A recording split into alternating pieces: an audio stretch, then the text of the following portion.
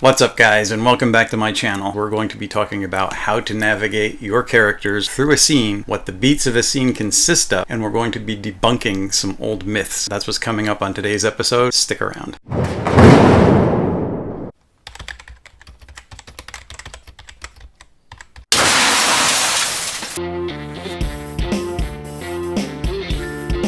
Whether you've been writing for a while or if you just started out, you've probably read the same books that I have with things like this. Every scene has 4 basic parts: goals, conflict, stakes, and resolution. Now, this could be a list for your entire novel, and while I agree that a scene is just a building block for a novel and shares a lot in common with it, there are things here that don't really add up. Does every scene actually have a resolution? And that's where we get into this thesis that has been around for decades, and we keep adding to it. There are headings and subheadings and footnotes and things that go under what resolution really means is this. It's like a classroom where we all sit around and say, "Yes, Timothy, do you have anything else to add to stakes or resolution and what they could mean for your novel?" If we have to do that and we keep adding those subheadings, that means one thing to me: that this list is not very precise. And as writers, what are we taught? Be precise. If we're vague, then our readers can misconstrue what we're saying. If our words are not precise, and yet, how many decades have gone by and we still keep reading this?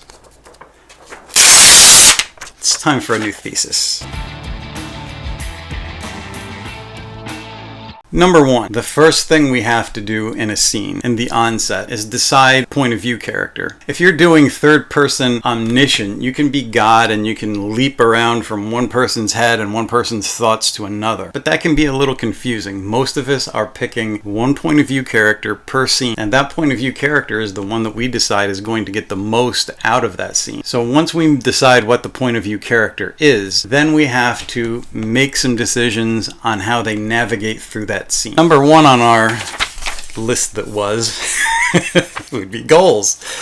Can we come up with something a little bit better than goals? Technically, yes. Your character going into a scene has a goal. But from a point of view character getting inside their head to navigate, let's look at that as intention. Your point of view character has an intention going in from the onset of the scene. There's something that they want to happen. The point of view character has an issue that they want to resolve. Now, are they going to get to that resolution? Let's not put the cart before the horse. When you look at their hopes going into a scene, whatever their story problem is, their hope, their intention is to resolve it immediately. You go into a meeting with coworkers, they have a problem that they want to get to the bottom of. They want to solve it. They want that resolution. And this is why resolution shouldn't be a part of this narrative, because we know that if we give them that resolution too quickly, there's no story. But getting back to intention, it's what they want to achieve, what they want to happen. It's their intent. It's their narrative. Everyone else in the room has a different narrative. They have what they want to achieve, and they may and will most likely try to block your character's intentions from ever happening. You know that when you go into a conversation with a group of people, it's torn in 6 different directions because those 6 different people all have their own agendas. I think intention works best. Intention is clear, it's precise, it says what a single character has in their mind. It's their intent, no one else's. The second thing on our list, conflict. This is the only thing on the list that gets allowed to stay. Conflict is opposition to intention. And we kind of touched on that in the last part, but let's look at that a little bit more thoroughly. Opposition usually means fear. When your character, or even most of the people you know in real life, go out to do something with the intention of achieving whatever they want to achieve, when someone steps into their personal path and blocks them and says, no, not today, that's not going to happen, maybe it's never going to happen. Conflict and opposition tries to squash intentions of the character. And we get pissed off in real life when that happens to us. So your character, when that happens, when that opposition hits up against their intention, they're going to react accordingly. They're going to act or react, I should say, accordingly, because that's going to hit the core of whatever their fears are, whatever their core problem is, because it's connected to those inner demons. That inner part of your character they haven't resolved yet. And when these things touch, things can get messy. Your character can suddenly lose their focus, whatever their intention was. Once they come up against conflict, that intention can get lost. It can get misconstrued. You can find your character easily doing things or saying things that self-sabotage their own intentions, because let's face it, once we get afraid and anger is just another byproduct of fear, then we start reacting and we start doing things that the other person, maybe the villain, suddenly takes and starts misconstruing. The villain thrives on this. So once your character starts getting poked in that personal place, the villain is winning. They can easily take an angry character and manipulate them. And their intentions, that hope, is lost. This goes to the core of whatever self-deprecating attitude or low self-esteem or things that happen in the character's past. This is going to be touching that core. It's going to be exacerbating that fear. This leads us to the third thing on our list, stakes. We're going to replace the word stakes. We are going to call this a reversal, because when your character comes up against that opposition and their hopes are smacked down, there is a reversal of their intentions. And that reversal is important. It's a turning point for your character in that scene. Robert McKee says every scene has a turning point, and I agree. The turning point is the reversal. The reversal could be that their hopes are utterly squashed. The turning point could be actually that but getting what they want, having those hopes fulfilled, could actually come with a condition or a price. So even if your character gets what they want in this scene, usually the villain has an ulterior motive. So sometimes a character seeming to achieve something at an early point in the story and seeming like their hopes are fulfilled, it's really a false hope, and that still is a reversal. So there's reversal, hope getting squashed, or the reversal could be false hopes where they get what they want, but there's the condition, there's the price. There's something down the line that they're going to pay, whether they're aware of it or not.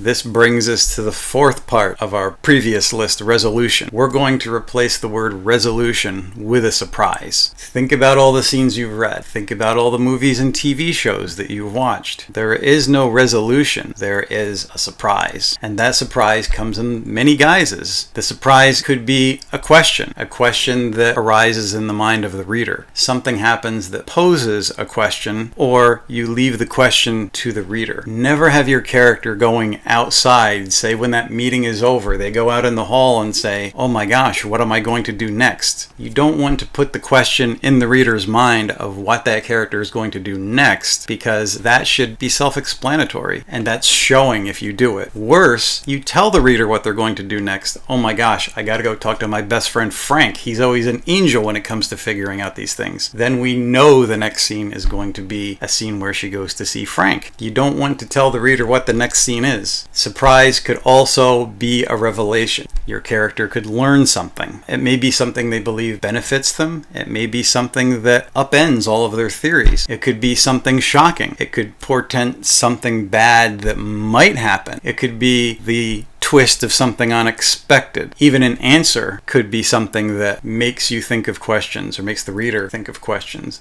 An answer may not be what's expected. You may get an answer, but it may not be the one that your character wants to hear. Raising the stakes here. That surprise could very well raise the stakes. And I think this is where stakes most effectively come in. Because when that reversal happens, when that surprise happens at the end of a scene, it's usually the reversal impacts the character in some way. The stakes are much higher than they previously imagined. Once you're at the peak of your scene, cut the scene. Don't have the character sitting around thinking about what happened. Don't let the scene cool down in the reader's mind. You need to have them go out in the hall and think about going to Frank's, because you have to show a character getting from point A to point B, and planting that here is a good time at the end of the scene, right? No, it totally cuts the tension. Now you know she's going for help, or now you know what's going to happen next. Let those questions steep in the reader's imagination. Cut the scene at its peak. Then don't have them explain or even show them going to see their friend. If that's what they have to do, simply jump cut to the next scene. Have them there. Better yet, your next scene starts with a completely different character in a different place and another part of your story or your subplot or your villain. A different character is going to happen in the next scene. You don't answer quickly what's going to happen next with the character once you've built that suspense and that surprise in your scene. You don't want to have it resolved quickly. So that's why writers go from one character to another character. Think of Game of Thrones. How many times did the suspense build to a point where you're like, oh my god, here's the surprise, and then you're getting this other chapter, or even 2 or 3 chapters with different characters before you get back to that first one. And when you come up with these other scenes, they're ending in surprise. That's raising the stakes, building the tension, and then you cut it at the peak and you thrust the reader into the next scene, the next line of suspense. That is called architectural suspense, and you're building that all the time with every scene, with every character. It doesn't have to be large, explosive things going on all the time, but those questions, those various aspects of the surprise are going to be in there in subtle ways and not so subtle ways. There's a balance to be kept, and striking that balance is part of architectural suspense, and that's part of cutting the scene once you get to the surprise. It's not going to be what they want to happen next, it's going to be what you decide to give them and build the next part of your story.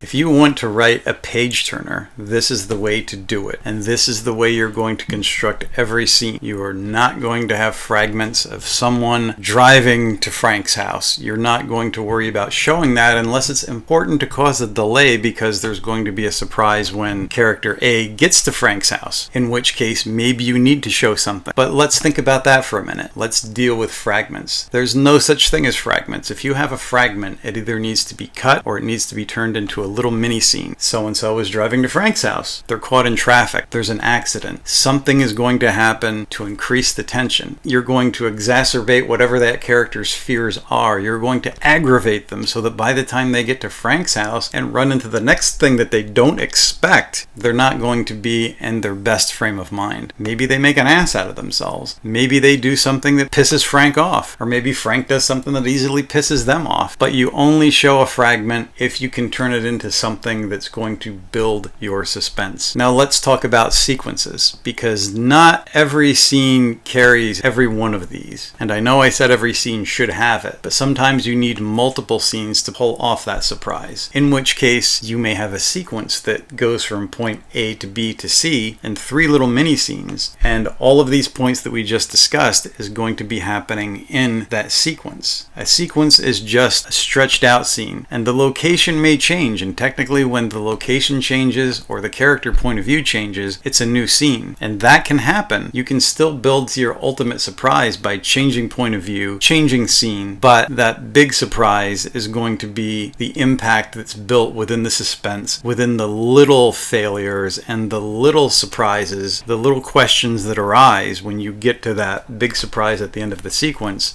It's all calculated for effect. Let's review the list that's compiling our new version of this thesis. We have intention. Intention is what a character wants to happen. It comprises their hopes and their expectations for the point of view character going into any scene or sequence. Number 2, conflict. Opposition to intention. Exacerbates the character's fears, pulls them in a different direction. It could be any kind of conflict from subtle to severe. Reversal or turning point. When those hopes are either quashed, when a character is given false hopes and there's a price or a condition involved, whether they're aware or unaware of what that condition or price might be. And number 4, surprise. Surprise is an actual surprise. It could be a question. It could be whatever the impact of that reversal is. It's going to build your scene to its peak, and then what do? We cut the scene and we thrust the reader into the next scene with a different character and a different set of circumstances. Understanding these things for each scene can elevate your story to new heights. If you like this video, if it was helpful, give it a thumbs up, and remember to subscribe and ring that bell so you don't miss any of my future uploads.